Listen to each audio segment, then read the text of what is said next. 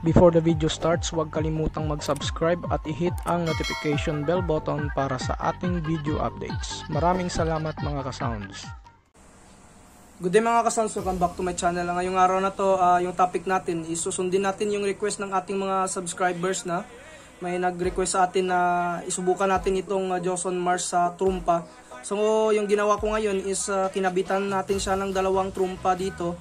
Tapos kinabitan din natin siya ng crossover para ma-separate natin yung vocal tapos mixer. Sa mga nagtatanong no kung pwede natin mabuksan yung Joson Mars yung loob niya is sorry no, hindi natin siya pwedeng buksan kasi nga kuha nito ng Joson. Bali ibabalik pa natin yung amplifier na to sa kanila. Bali seal dito ng Joson amplifier. Bali yung ginawa na lang ng Joson is nagpadala na lamang sila ng mga pictures ng laman ng Joson Mars na ito, kaya ito yung ating ipa-flash dito sa video natin maya-maya. So bali naman ito yung ating mga trumpa no, dalawang trumpa. Bali ito is 300 watts, tapos ito naman is 150 watts na trumpa. So ito yung ginagamit namin na trumpa sa mga service namin nung wala pang COVID. So ito siya mga ka-sounds no. So subukan natin yung Joson Mars dito kung okay yung pag-deliver niya sa trumpa.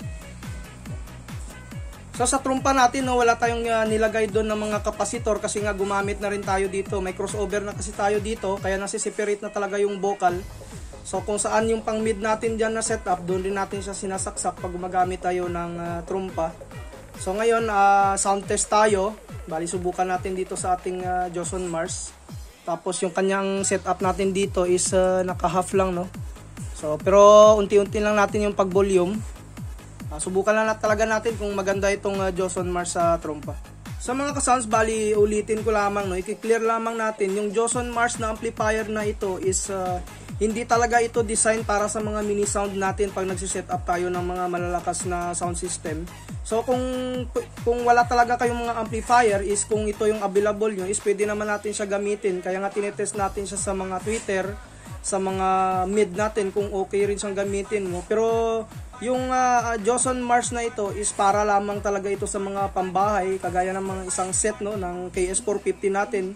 Is okay na okay sa pangbahay lamang talaga ito. Baka isipin nyo talaga na yung Joson Mars is malakas talaga pag sa mga mini sound na. So yung Joson Mars is for pambahay lamang no, yung kanyang design. Kung gusto nyo na pang malakasan talaga ng mga amplifier, Joson Saturn talaga yung marirecommend ko na amplifier kasi nga yung Joson Saturn is malakas na talaga itong Joson Saturn na ito. Tapos parang ka-level niya na yung 737 no, yung Sakura 737, pero mas malakas pa rin naman talaga yung Sakura 737. Pero kung isa sound test nyo is hindi na rin magpapahuli yung Joson Saturn.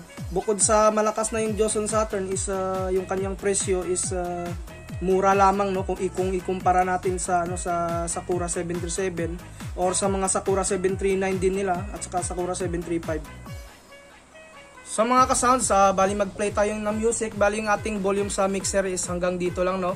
So control lamang tayo. Itetest lamang natin yung Joson Mars. Tapos pag-volume tayo sa master volume dito. So tapos yung ating equalizer is naka-down yung ating mga low dito no, sa kanyang built-in na equalizer dito. So yung mga mid niya is naka-half lamang at saka yung high. So simulan natin yung sound test.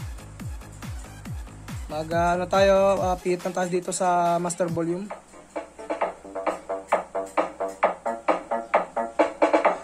So ayan mga ka-sounds, yung tunog niya sa dalawang trumpa natin.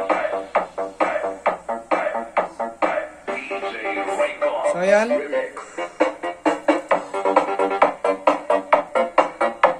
Pwede pa natin siyang voluman. So kung nakaangat yung dalawang trompa na ito is malakas na ito.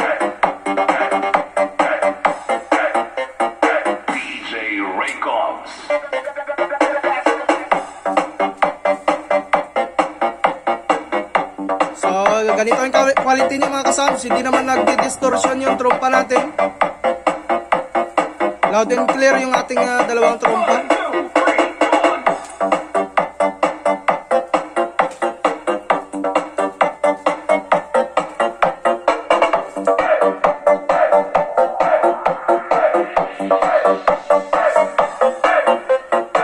DJ Records.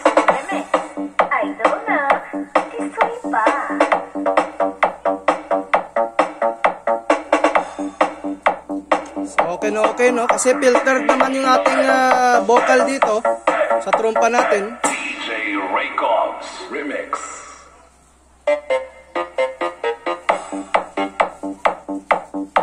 So, ganyan ka loud and clear yung ating Joson Mars. Malakas naman siya, pwede siya sa trompa.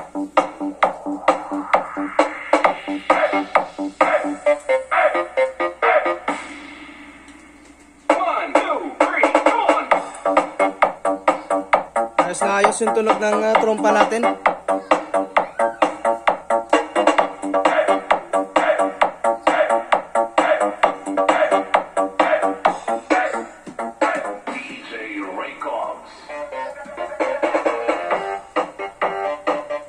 So yan mga ka-sounds, yung volume natin is naka-half lamang. Yung signal indicator natin is normal lamang yung pagpitik niya, no?